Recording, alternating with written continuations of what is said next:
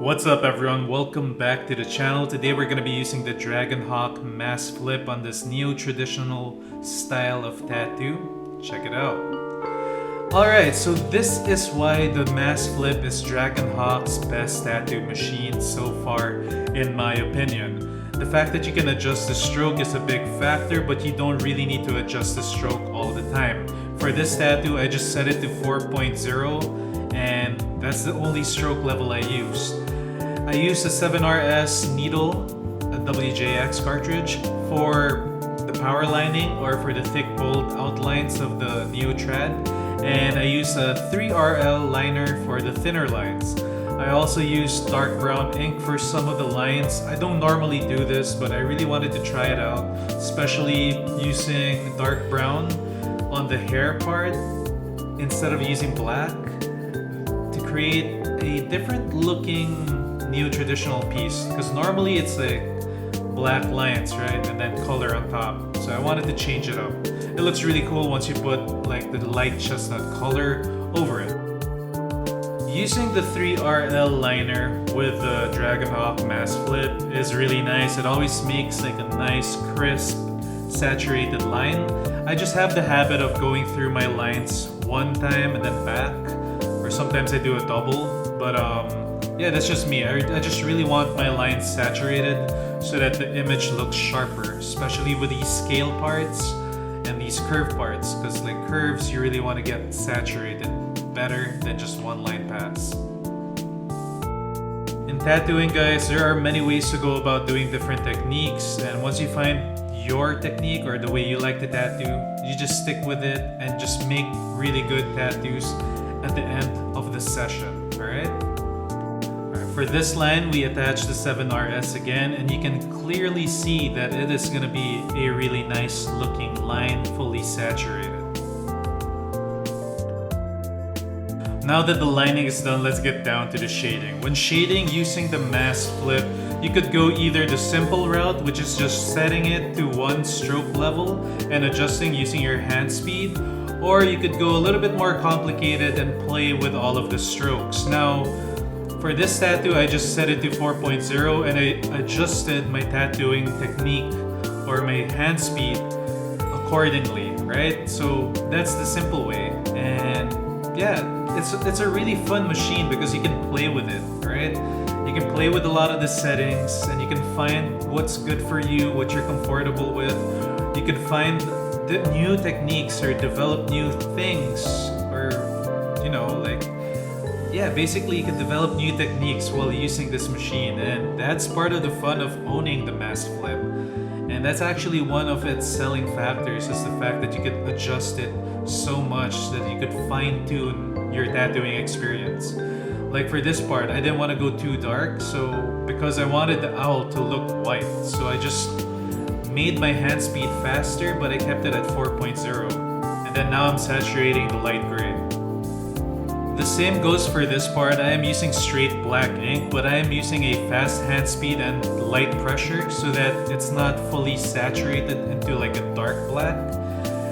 And here we go, I'll wipe it. You can see that it's pretty light. And then I'll go again doing a different technique, like circular small circles towards the edge of the line to make it a little bit darker. And there you go, you have a nice little gradient.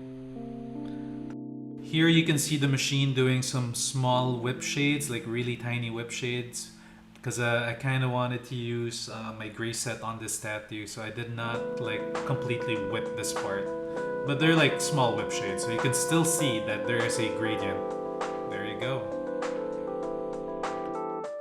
Alright, so when it comes to coloring, the Mast Flip is an absolute beast, alright? Don't be misled by this part of the video, because the way I'm shading it is kind of like I'm preparing to blend it, right?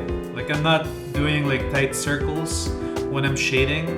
I'm actually doing like brush strokes, like almost like pendulum strokes or almost like whip shades. But that's because I'm slowly building it.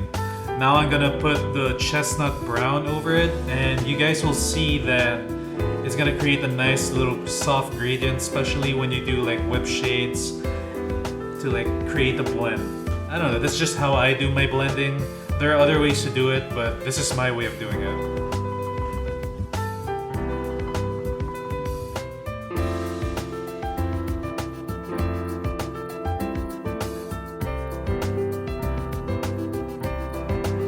Alright, we're about to saturate some turquoise. Sometimes it is hard to saturate turquoise, but yeah man, the Mast Flip is really good at color packing, especially when you set it at 4.0 millimeter stroke. Check it out. Look at how saturated that thing is. Alright, here you can see me whip shading color again, but more clearly because we're using turquoise. Now I'm gonna be using teal later on, that's why I'm preparing it already using like a blended shading technique. That's just how I do it. And once I find that the gradient going to teal is already good, I'll start to darken the one that's closer to the line. And yeah, you'll see it later guys. Once I put in the teal, you'll see that gradient come in and it will look really good.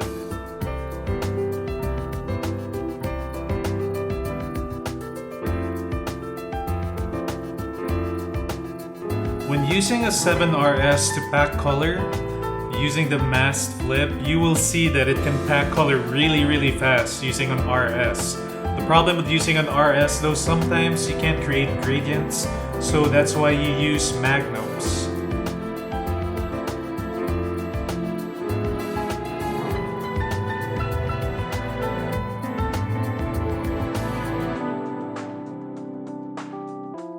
Look at how quickly this blue will be packed into this eyeball. I won't even have to go through it again, it's just in there already. Using a 7RS.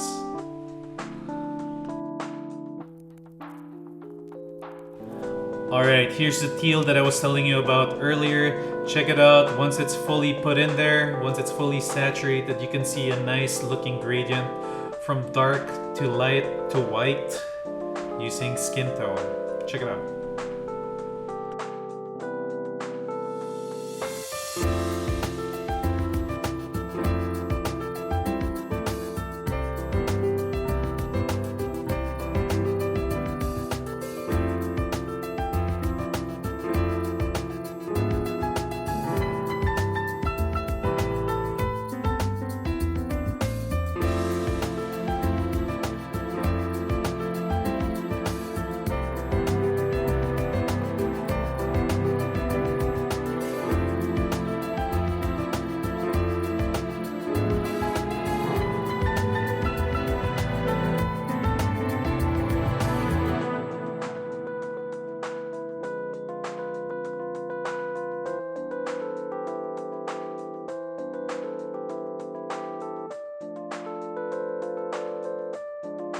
Alright guys, if you enjoyed that video, don't forget to hit that like, helps out a lot. Comment below, subscribe to the channel, hit that bell so you're notified, and I'll see you all on the next video.